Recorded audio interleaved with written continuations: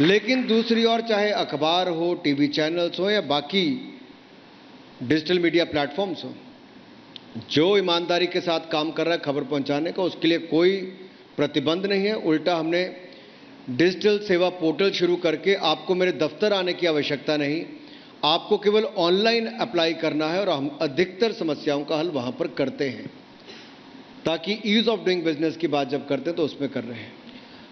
अनुराग जी, क्या आपको लगता है कि मीडिया और राष्ट्रवाद पर डिबेट की जरूरत है?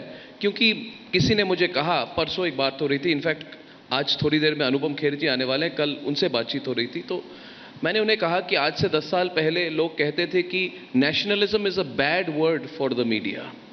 आप if you are a nationalist यानी कि आप प्रेजुडिस्ड हैं, if you are a nationalist you are biased. और हमने जब रिपब्लिक शुरू की तो हमने कहा nation first, we wear our nationalism on our sleeve, we don't have to wear our nationalism on our sleeve.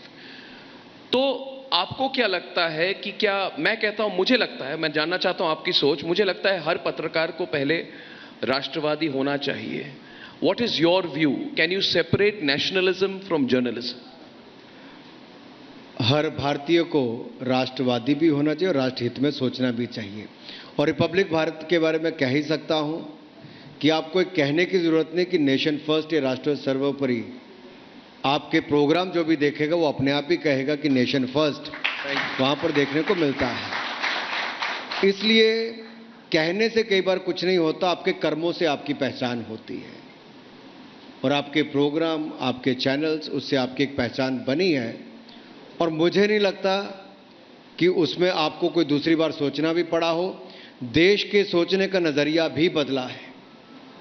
पिछले 8 वर्षों में देश के प्रति सोचने का नजरिया भी बदला है और देश में काम करने का तरीका भी बदला है। जो 60 साल में कोई नहीं कर पाया, वो 8 साल में करने का काम भी हमने करके दिखाया है। जनता भी उस दिशा में भारत को आगे ले जाने के लिए पूरी तरह से, आप देखेंगे, ऑनलाइन देखेंगे, अपने चैनल्स पर देखेंगे, बहुत बड़ा बदलाव सोच में आया है। और जो लोग इससे परे हट रहे हैं वो हाशिए पर हैं। देश हित में जो नहीं सोचेगा वो कहीं नहीं होगा। हमारी पार्टी सदा कहती, Bharatiya Janata party, nation first, party next, self last. लेकिन कुछ लोगों के लिए फैमिली फर्स्ट, पार्टी नेक्स्ट और नेशन लास्ट होता है। आज वो कहां पर है? वो लास्ट में ही और लॉस्ट भी है। तो अभिव्यक्ति की आजादी की बात जो आपने कही, इसकी लक्ष्मण रेखा क्या है अनुराग जी? मैं आपको बहुत स्पेसिफिक उदाहरण देना चाहता हूं। मुझे लगा कि सीएए के दौरान जब देश में डिबेट हुई तो मैं खुलकर कहूंगा, मुझे लगा कई चैनल ऐसे थे जिनकी जो रोल थी उस समय वो एंटी नेशनल थी।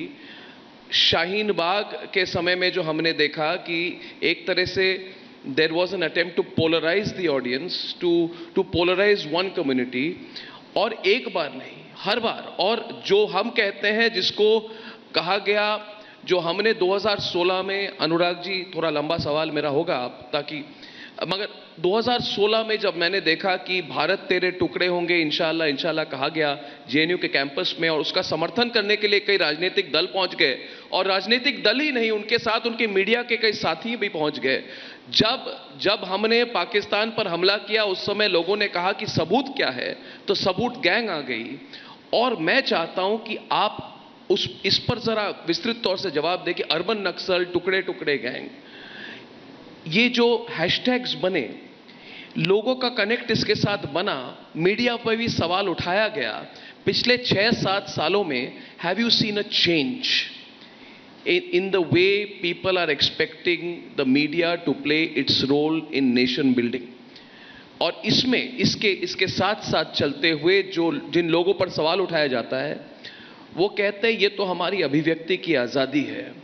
तो ये फाइन बैलेंस हो जाता है। As a minister, as a leader, how do you view this? देखिए, सच को कोई छिपा नहीं सकता। बहुत सारे लोग प्रयास करते हैं भ्रम पैदा करने के, जिससे भय भी उत्पन्न होता है।